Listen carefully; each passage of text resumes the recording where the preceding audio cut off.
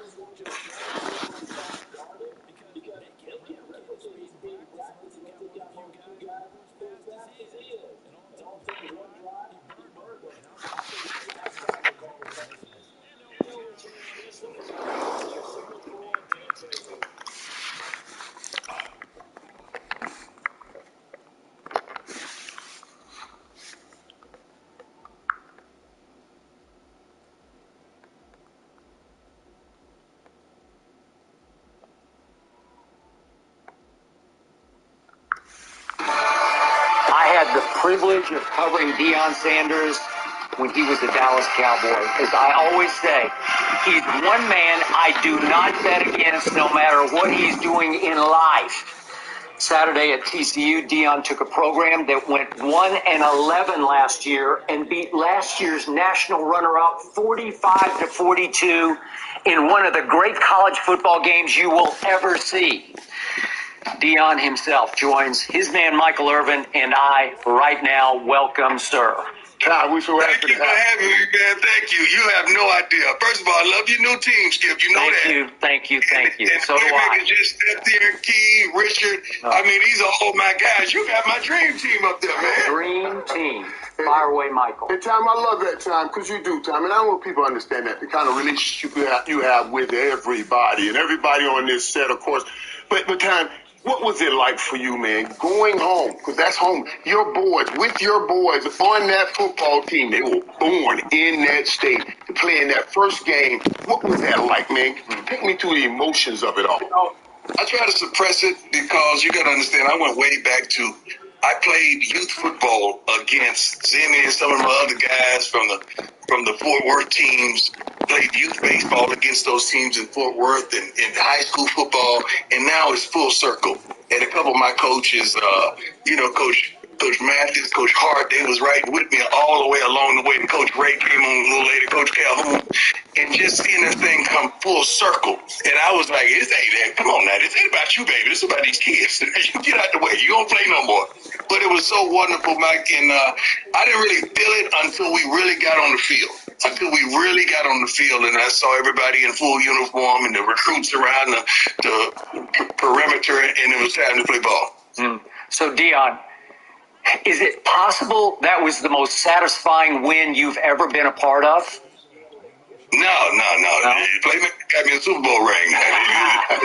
Playmaker got me a Super Bowl ring, and Jerry got me another one. So, now those are satisfying wins, but as a coach, as the guy, the front guy, as a leader, that was truly remarkable. It was hard to put anything up against that because the emotions that I felt when that last second ticked off the clock, and then to share it with three of my sons on the same darn field. My sister is over there as well, so it was phenomenal. It was a phenomenal moment, man, that I would never forget.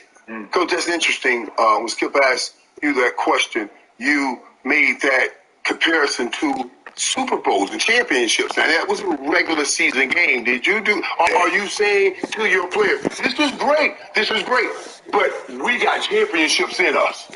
Right. I say it all the time, and it's levels to this thing, and we just stacking days and stacking levels and trying to be 2% better on every day and every play. We're trying to win the down. We're trying to win the series. We're trying to win a quarter. We're trying to win the half. Then we're going to do it all over again twice. Now it's the game. So it's always a goal that we're after and that we're chasing. Now, one of the things that I'm most proud of in the game, I think we only had 6 penalties. That's it. That was phenomenal. I mean, just think about it, a collection of being not just come together. We've been together for several months, but the discipline, something we preach and something we teach consistently. But to have 6 penalties on a stage like that, see, I love my youngsters for that. But those 6 guys they're gonna run the mile for those 6. They'll believe that. But what you worried about that time? Bringing that was a good point, because the route in which you took to get to the level in which you are at right now, a lot of people will question, okay, how disciplined is this football team when it gets on the bigger stage? How well is Deion going to be at crucial points, making crucial moments, crucial decisions with time management? How did you think about all of that going into the game? How did that play out? Man, I've been doing this stuff for so long. Mike, I've been on the field with these kids when they were 4. Why do you think we got Dylan Edwards? Come on, man. Dylan played for me when he was 4 to 6 years old with Truth. So I've been doing this for a long time. They just didn't know I was Coach Prime for over the last 20 years. But you knew. So, no, we know what we have. We know what we teach. We know what we preach. And we don't cut deals. And one thing about it, we're going to stick to who we are. The standard is the standard, and we will not move the scale of the standard. So, Deion, when you walked out of the locker room for kickoff, did you think you could win or know you would win? Yeah, before we left Boulder, we knew we were going to win. Wow. There wasn't no thinking. Like, that's my natural odor. Like, we prepare for this stuff. This is not just a figment of my imagination. This is something that we prepare for and we think about and we work towards. Situational football that we practice with. Nobody said nothing about the conditioning. We were conditioned. We were well. We were drinking nothing. Yeah, water, Gatorade over the last 2 weeks. Like, we were prepared for this. We stopped, and I changed practice several days. We stopped in the middle of the practice and ran several gases. Right. Then we continued practice because I wanted to know who was going to fatigue, who was going to cry, you know, who was weep, who was going to say, poor little old me. We prepared for this thing, and we're continuing to prepare. That's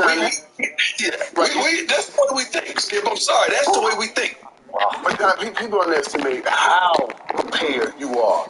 But everything you do, everything, when I was there, you kept telling those kids, let's go, let's hydrate now, it's going to be hot. TCU look more worn down than you guys look, man. It's just an incredible thing to go into that game and do. I do what you guys did. Out of all the things you've accomplished, out of all the things that team accomplished Saturday, tell me the one surprising thing or the most surprising thing you saw. How resilient we were. It was like, we go down and score, then they score. We're like, oh, we're cool. Right. We're going to score. We're going to score. We ain't worried about that.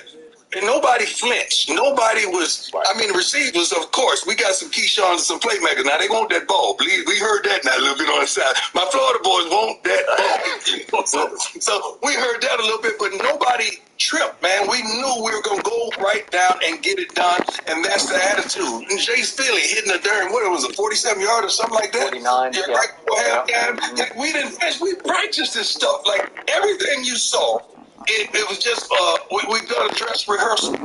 We just didn't do it in front of company. And we couldn't wait for the company to get a chance to see it. We loved it. Like, we love what we do, and we do what we love. Like, we love this game. And I got a bunch of like-minded young men who loves the game, who loves it, passionate about the game of football. We play back in King and Richard. Those guys are sitting up there with you. They're passionate about everything they do, especially the game. That's why we click. That's why we love each other, get along. Because I look for not just ballers, not for 4 or 5 stars. I look for passion and love in these young men. So, Dion, former players always tell me how nerve-wracking it gets watching their kids play the sport they played because it was much easier to play it themselves. How do you get through a game watching your son play quarterback? How does it affect your psyche? Well, it affects me more watching Shiloh play defense because, you know, I'm thinking, like, come on, man, come on, baby. So I'm like, hey, make a play. Make a darn play. Well, it's like, I got it. You know, so Shador is rock. He's right there. He's just gonna rock steady the whole time. Shiloh's that emotional. He has those emotions like you know, like Richard and all that. That's what he's up, down. He's ready to bang, and you know he missed a couple open field tackles. But he said, "I'm all right. I got it. I know what I did. I got it." He still led your team in tackles. There's still a lot of tackles. Right. We talked about it here, Ty. That dude, Travis Hunter. It's just a beast, man. I mean, when I was in the office with you, he came in, we were all in there talking. You told him, get ready to put your tongue on the floor up in the work here. Right. 144 plays, and the kid still looked like he was ready to play. Talk about this kid, man, and what makes him so special. Yeah, playmaker, key, Rich, this guy's different. This guy is one of y'all, man. This guy, Skip, he's like you are in the business, man. He's a dog. Like, he's cut different. Like, that's why it's a D on his shirt. I don't have no captains. I don't believe in no captains. I believe in leaders and dogs. Every dog ain't a leader, and every leader ain't a dog. But he's both. Travis Hunter texted me, I think it was 6 o'clock Saturday morning. Let's go. Let's go do this, baby. That's the text I get from Travis Hunter first thing in the morning on Saturday morning. Let's go do this, baby.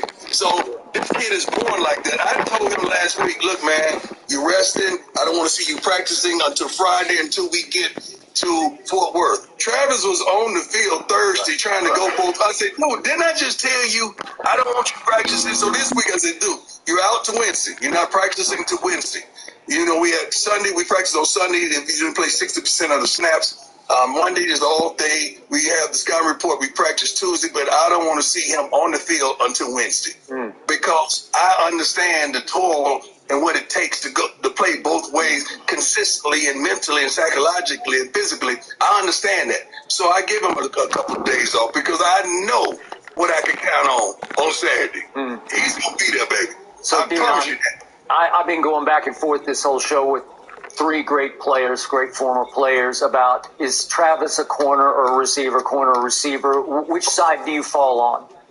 He's both. Travis gets bored if you just leave him on offense and he does not get to play defense. Yeah. If you pay him on defense, he don't get to play offense, he's upset. He's not. He's only done this his whole life. You can't take that away from him. That's why I'm thankful and I'm proud that I'm his coach, because I understand. You understand? I understand totally, holistically. And guess what? There's a few more Travis Hunters out there watching right now that I'm going to recruit. While Who else going to let you play both ways but Coach Brad?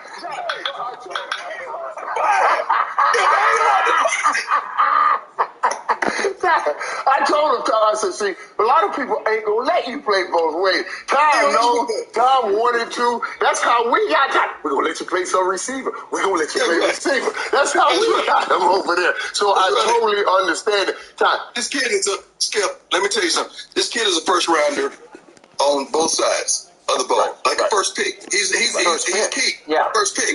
Yeah, that's who he is. Travis is, and he loves the game. He does not tire of loving the game and wanting to be in the game and studying the game and all the intricate details of the game. He and Shador could make eye contact and look at each other, and they know what to do. Yeah. They have that chemistry. They know what to do because they played together for another year. So, Dion, how mixed are your emotions about the Heisman Trophy? Because both of them could win it. Maybe both of them would deserve to win it. It would be good if both of them come. Don't exclude Dylan Edwards now. Don't exclude the little fella. Yeah. But just to have a couple guys in the running for what it does for our program, because we got some playmakers, man. Trust me, those bigs, I hope y'all out there watching, because I just need those big fellas up front. And trust me, I'm going to get real confident.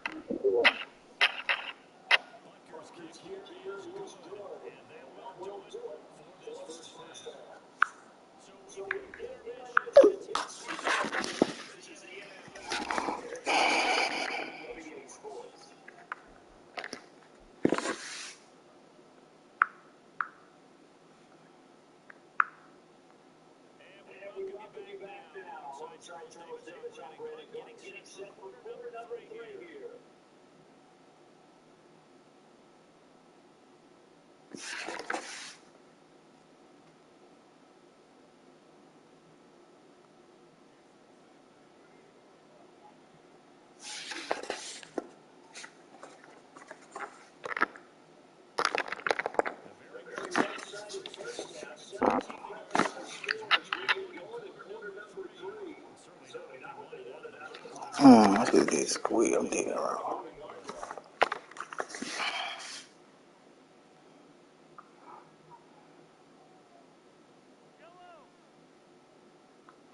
Okay, all right. Can we, Black people have never been in charge of any system. We're not even actually, we have been. Take Baltimore. No, we've never been in charge of any. No, tell me, what financial system are Black people in charge of? What healthcare system are Black people in charge of? What government system are Black people in charge of? I'm ready to tell you. What prison system are Black people in charge? I'm ready to tell you. I'm not talking about mayors. I already know their talking points, sir. I go on Fox News all the time as well. So let's not go there with that. I said, what system have we created? Have we implemented that we have been in charge of? Name one. Is this why you don't like talking to black women, Larry Hill? Wow. Larry is back.